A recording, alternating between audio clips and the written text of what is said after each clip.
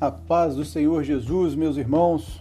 Mais uma vez oro a Deus e peço para que a graça dele esteja sendo derramada sobre a sua vida neste dia, que a sua unção seja abundante sobre todo o seu caminhar, todos os passos que você der sejam passos direcionados por Deus, e mesmo as dificuldades que você possa estar passando possam ser momentos que te tragam um ensinamento de tal forma que esse ensinamento vai mudar a sua vida, vai transformar a sua forma de agir, transformar a sua forma de pensar, e no futuro vai te trazer um refrigério, porque você vai olhar para trás e vai ver como foi importante eu passar por esse momento, como foi necessário eu viver esta fase, por mais que ela seja uma fase ruim, você vai ter um aprendizado, que isso vai te transformar como um homem segundo o coração de Deus, um homem forjado, um homem que não pega a sua bola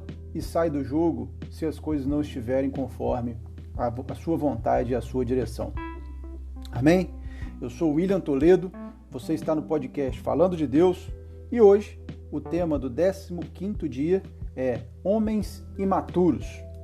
E fala muito sobre isso, sobre pegar a bola e ir embora do jogo, porque a bola é sua, as regras são suas, o campo é seu, a bola é sua e quem quiser jogar, jogue do seu jeito. A palavra de Deus não nos ensina isso. Na verdade, nós sabemos que isso é a coisa de criança. Quando uma criança, um jovem age dessa forma, a gente fala, nossa, que criancice, que infantilidade. E aí eu peço para você refletir, se você não está agindo também dessa forma. E tenho algo apocalíptico para te dizer. Justamente, hoje nós vivemos uma fase, ou temos, em muitos momentos, uma geração de homens imaturos, e nós vamos entender o que é imaturidade, que é o oposto de maturidade, e que não está ligado ao tempo, por uma estratégia maligna de abrir as portas para a chegada do anticristo. É isso aí. Estamos sendo preparados para a vinda do anticristo. Não por Deus, mas pela humanidade. A humanidade, Satanás, o inimigo das nossas almas, tem preparado a humanidade para esperar um Salvador conforme o desejo deles, conforme a visão deles. Esse anticristo, essa pessoa que vai vir para liderar o mundo, Alguém forte, alguém com pulso firme, alguém que tenha boas decisões e que vai unificar aí a esperança do mundo em cima de um amor, entre aspas, que não é o amor da Bíblia, que não é o amor da palavra de Deus. E como que isso vem sendo feito ao longo do tempo? Vamos ver o que Isaías, o livro de Isaías traz para nós. Antes da vinda de Jesus, Isaías já profetizava isso, no capítulo 3, no versículo 12. Vamos ler? Isaías, capítulo 3, versículo 12, diz o seguinte, na primeira parte é muito importante. Os opressores do meu povo são crianças, e mulheres estão à frente do seu governo. Ah, povo meu, os que te guiam te enganam e destroem o caminho das tuas veredas. Olha o que Deus está trazendo para nós. Os opressores do meu povo são crianças, ou seja, quem vai oprimir e quem vai te governar da forma que você permitir é uma criança. O anticristo pode ser uma criança, ou uma adolescente, alguém que já esteja entre nós. Nós vamos trazer isso para a nossa vida, para a nossa realidade, a permissão que nós damos de crianças nos governarem. Porque nós não temos uma postura madura, porque nós temos atitudes de crianças. E aí eu trago a sua reflexão, porque homens estão sendo criados para querer uma mãe e não uma esposa e uma família. Por que a gente tem tantos divórcios, tantos casamentos sendo desfeitos? Porque homens estão procurando mães para casar e não esposas. Não estão assumindo o papel de esposo e de ajudador, de mantenedor do seu lar, de gestor de conflitos, porque quem gerenciava os conflitos eram as mães. Suas mães que foram abandonadas pelos seus pais. Pode ser que, e a gente pode entender que essa geração que nós vivemos hoje Tem sim muitos casais separados, se separam, e você sabe desses índices, você tem na sua família, você tem no seu meio pessoas que infelizmente se separaram por diversos motivos, mas que o cerne ou o centro dessa atenção está muito ligada a essa maturidade, essa hombridade, e sim uma decisão do homem de manter esse relacionamento. Por quê? Porque filhos foram criados pelas mães, pelas avós, pelas tias, perderam a posição de um homem dentro do lar, perderam a visão e o reflexo da atitude de um homem dentro do lar. Por mais que você seja uma mulher cristã, que você seja uma mulher que conhece a palavra de Deus, nada vai substituir o posicionamento masculino dentro da sua casa.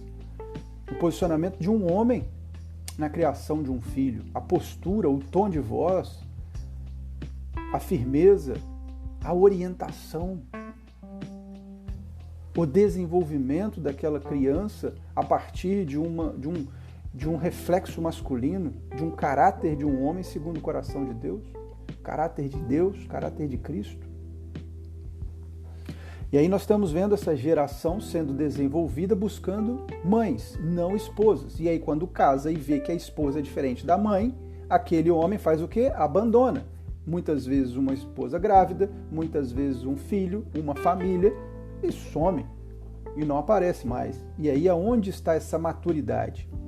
E aí a gente aprende que a maturidade não está em um homem de 50 anos, de 60 anos, de 30 anos. Não, a maturidade não está ligada a tempo.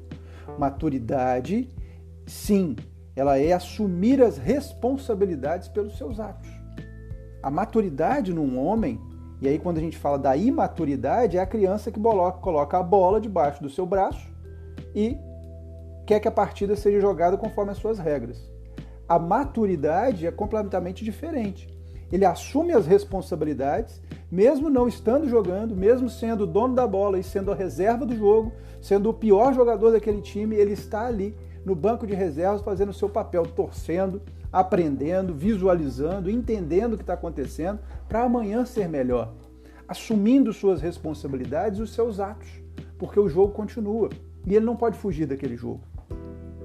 A pessoa madura, eu estou trazendo essa simbologia para nós, é justamente a pessoa que vive um ambiente conforme as regras às vezes não é dele, mas ele se posiciona naquelas regras. Ele aceita o ambiente, mas ele se posiciona dentro do seu ponto de vista, com as suas responsabilidades e, acima de tudo, assume os seus atos. Vamos aprender um pouquinho mais dentro da palavra o que Jesus traz para nós no Evangelho de Lucas. No Evangelho de Lucas, capítulo 7, versículo 31, eu vou trazer para você o que Jesus já dizia quando ele estava entre nós fisicamente. Lucas, capítulo 7, versículo 31 até o versículo 35, ok? Então vamos lá. É muito importante porque pode ser uma passagem que você não tenha tido grandes contatos com ela. Preste atenção comigo. E disse o Senhor, disse Jesus: a quem, pois, compararei os homens dessa geração e a quem esses homens são semelhantes? Aí Jesus já começou a responder. São semelhantes aos meninos que, assentados nas praças, reclamam uns aos outros e dizem: vamos tocar flauta, e as pessoas não dançam. Vamos cantar lamentações e nós não choramos. Por quê? Porque veio João Batista, que não comia pão nem bebia vinho, e dizeis: esse tem demônio. Veio o Filho do Homem, que come e bebe, e dizeis: eis aí um homem comilão e bebedor de vinho, amigo dos publicanos e dos pecadores. Mas a sabedoria é justificada por todos os seus filhos, ou seja, filhos de Deus. O que Jesus está trazendo para nós? Que as crianças sentam na praça e ficam julgando. Olha lá o João Batista, aquele ali é doido, é maluco. Só come gafanhoto, não bebe vinho, não toma. Homem que não bebe? Homem que não bebe, meu amigo, tem suspeita dele. É crente. Crente? Não chega perto de crente não, vão querer te convencer, vão querer te converter. Aí olharam para Jesus e falaram assim: aquele lá é comedor, meu filho, não chama ele para a festa não, que ele come e bebe e fica falando de Deus. Mas como é que ele pode falar de Deus se ele come e bebe? Beberrão. Olha só. amigo dos publicanos e pecadores, dos caras que colhem impostos. Como é que esse Jesus é filho de Deus? Não é não. Esse cara não é abençoado, não. Quem está falando isso? As crianças que ficam sentadas nas praças, justificando os seus conceitos, justificando a sua hipocrisia. E Jesus, quem escreveu isso foi Jesus, não foi nenhum homem normal como nós, foi Deus que escreveu essa passagem. E aí quando ele traz para nós do posicionamento, nós podemos ser ensináveis e transformados pela palavra, é aonde nós temos que abrir o nosso coração, porque essa palavra ela vem para nos tirar de uma prisão mental. Eis que conhecereis a verdade e a verdade vos libertará. É aí que nós, como homens, temos que entender onde essa palavra tem entrado no meu coração, para que eu possa assumir a minha postura. Eu tenho assumido a verdade na minha vida? Ou tenho assumido a minha verdade? Ou a verdade que implantaram na minha mente quando eu era jovem, criança, e que eu vivo ela até hoje em cima de preceitos e princípios humanos e não espirituais? Eu tenho apresentado a Deus a minha postura e aquilo que Deus tem feito para me moldar e me mudar? Irmão, uma coisa eu tenho para te dizer. Como cristão, como alguém que segue a palavra de Deus, infelizmente, nós sempre seremos a minoria. Nós só seremos a maioria quando estivermos num templo religioso. E mesmo assim, pode ser que ali você ainda seja a minoria. Porque a sua visão de espiritualidade pode estar diferente da visão de religiosidade que possa haver naquele local. E a espiritualidade é completamente diferente. Ela transforma a vida. Ela te deixa realmente livre. Não para fazer o que você quer, mas para fazer o que Deus quer através de você para o reino dele. O ministério não é você. O ministério é de Deus. E ele vai te usar como ferramenta no ministério dele. Você é um servo de Deus. E nós somos a minoria e devemos agir por Deus, não pela maioria, por medo de se posicionar segundo a palavra de Deus nas nossas vidas. Nós temos aí, vivemos hoje em 2022, um posicionamento cristão, né, político cristão, onde existe uma batalha entre uma oposição, vamos trazer o termo melhor, uma oposição entre alguém que defende as características cristãs e outro que não que não defenda, mas que não dá valor a isso, não dá valor. O cristão serve como não serve, né, dentro da sua linha de pensamento, e o outro realmente representa o cristão dentro dos principais conceitos e princípios da palavra de Deus. E isso gera um atrito e um conflito muito grande. Por quê? Nós vemos ali um caráter que se posiciona e que toma lambada de todos os lados. E um caráter que quer ser apaziguador e viver em vários ambientes. E agradar a todos. E gerar a segurança de que eu vou botar na sua boca. E um outro que diz, eu vou gerar a segurança de que eu vou te dar a oportunidade de você construir. E aí, qual é a escolha? O que a palavra de Deus nos diz? Onde a palavra de Deus nos direciona? A receber e ser uma criança mimada e julgadora, ou uma pessoa, ou um homem que está disposto a contribuir, desaprender para poder aprender, ser ensinável, ser moldável, sem conceitos próprios, sem a visão de que eu sei tudo e de que tudo está pronto a partir do que eu já aprendi, aquele adolescente de 16 a 20 anos que sabe tudo da vida. Não, nós temos que ser homens maduros, meus irmãos. A maturidade vem com a presença de Deus em nossas vidas.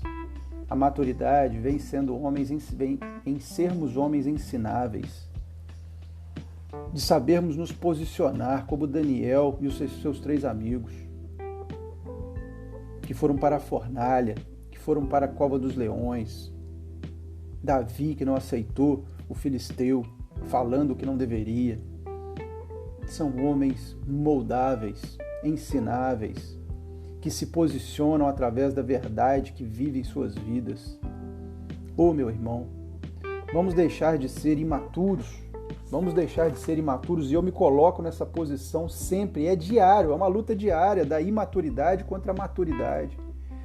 Vamos deixar o medo de fora o medo de não aceitar as nossas atitudes, de não assumir, na verdade, as nossas atitudes, e vamos trazer a coragem de assumir as nossas responsabilidades, nos direcionar e nos posicionar como ministros da palavra de Deus, pelo nosso agir, pelo nosso falar, pelo nosso criar os filhos, assumir as nossas famílias, viver em luta, viver num ambiente, às vezes, de luta, e me posicionar ali como um guerreiro de Cristo, assumindo a minha presença e a minha hombridade naquele meio. E é nisso que nós vamos orar. Eu vou te convidar, a você, onde você estiver, entrar em sintonia comigo, junto a Deus, fechar seus olhos se você puder, e vamos clamar ao Senhor. Vamos clamar ao Senhor para que nos dê força e direcionamento, nos transforme em homens maduros, não homens criados pelos conceitos do mundo, preparados para algo que nós já sabemos que vai vir, que é o anticristo, no sentido de querermos mães e não esposas, mas que Deus nos dê força e vigor para sermos homens maduros, conforme o coração de Deus, direcionados pelo Espírito Santo dele. Vamos orar, meus irmãos, é só em oração que a gente consegue essa mudança. Senhor, nosso Deus, nosso Pai, apresento a Ti esse grupo de homens, ó Pai, que busca se posicionar e ser homem segundo o coração de Deus. Homem, ó Pai, não segundo os seus próprios princípios ou os princípios do que a escola colocou na sua mente, mas segundo um princípio que a sua palavra nos orienta. Pai, não há mal nisso. Nós não somos revolucionadores. O mundo nos vê como revolucionistas, mas nós não somos. Nós somos pessoas de postura que não aceitamos o que vem de lá para cá. Apenas nos posicionamos, ó Pai, e queremos, ó Pai, agir de acordo com os princípios do Senhor. Por isso precisamos da sua coragem, a coragem que o Senhor deu a Davi, a trepidez que o Senhor deu a Daniel, o ensinamento que o Senhor deu a José, a sabedoria que o Senhor deu a Moisés. Senhor, derrama sobre nós a sua graça e as suas bênçãos, ó Pai. Não em cima de bênçãos materiais, mas em cima dos princípios que o Senhor nos dá como mordomos dessa terra, administrarmos aquilo que o Senhor colocar em nossas mãos. Ó Senhor, tenha misericórdia de nós, tenha misericórdia desse povo, Pai, que precisa ser criado por Ti, muitas vezes abandonado pelos pais físicos, mas adotados por Jesus, adotados por Cristo. Oh Deus, tenha misericórdia das nossas vidas, nos oriente, nos movimente à Sua direção, não nos deixe enganados em nós mesmos, e nos dê força, fôlego, vigor para vencer as lutas que vêm e virão, mas que nos trarão aprendizado e maturidade para viver na Sua presença e ajudar a disseminar sobre essa terra os princípios de Jesus, em adoração, em graça, em misericórdia, em sabedoria que vem de Deus. Nós Te louvamos, Pai, Te agradecemos e receba a nossa oração. É o que nós Te pedimos, em nome de Jesus Cristo. Amém. Glória a Deus, meu irmão. Abençoada seja a sua vida, abençoada seja a sua vida, porque você tem o potencial de mudar o mundo que você vive, o mundo ao seu redor. Influencie pela sua postura e pelas atitudes segundo o caráter de Cristo que está em você. Amém? Glória a Deus, Deus abençoe grandemente sua vida e, como sempre, nós vamos nos encontrar, se assim Deus permitir, no próximo episódio, aqui no podcast Falando de Deus. Um grande abraço e até lá!